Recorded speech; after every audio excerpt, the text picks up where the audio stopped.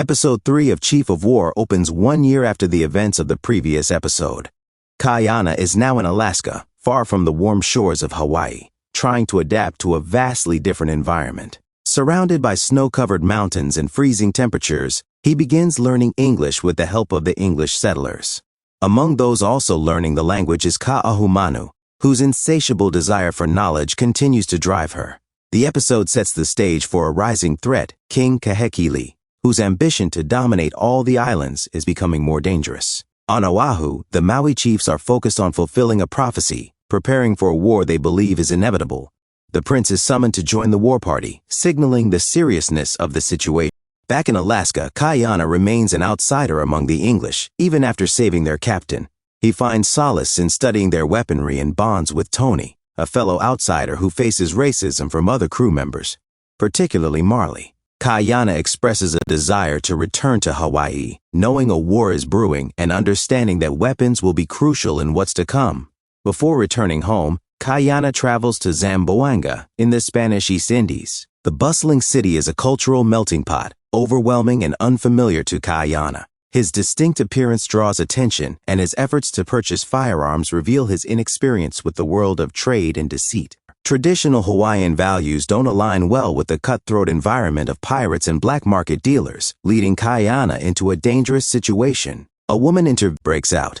She introduces herself as Waini or Vi, a fellow Hawaiian who has lived abroad for some time. Curious about the state of their homeland, she offers Kaʻiana help in acquiring weapons, if he does something for her in return. Vi proposes trading sandalwood and allowing the English safe passage to and from Hawaii. Kaʻiana is skeptical, believing Vi no longer understands their land after being away so long. However, he realizes that compromising may be the only option to protect Hawaii from foreign exploitation. Meanwhile, Marley, driven by racist and imperialist motives, secretly conspires with rival Captain Metcalf. He suggests seizing the Pacific Islands through brute force, believing their firepower can conquer the region and open a new path for dominance. In Hawaii, military training is in full swing. Warriors are tested in underwater endurance trials, where Kamehameha proves himself by outlasting all others. He is summoned by the dying king, who appoints him as the new leader of the tribe in preparation for their greatest battle yet. Keawa, the king's successor, proposes a spiritual strategy, luring King Kahekili to Kau and relying on the god of war for victory.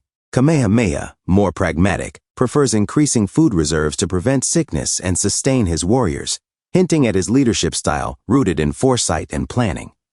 Elsewhere, Ka'ahumanu faces her unwanted fate. After years of delay, she is finally married off to Kamehameha.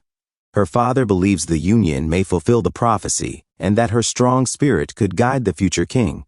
The episode ends with the uncomfortable traditional ritual of public consummation and a dramatic twist. Tony uncovers Marley's plot, but before he can act, Marley's men ambush and enslave him. The episode weaves together political tension, cultural conflict, and the growing threat of colonial forces, setting the stage for the larger battle ahead.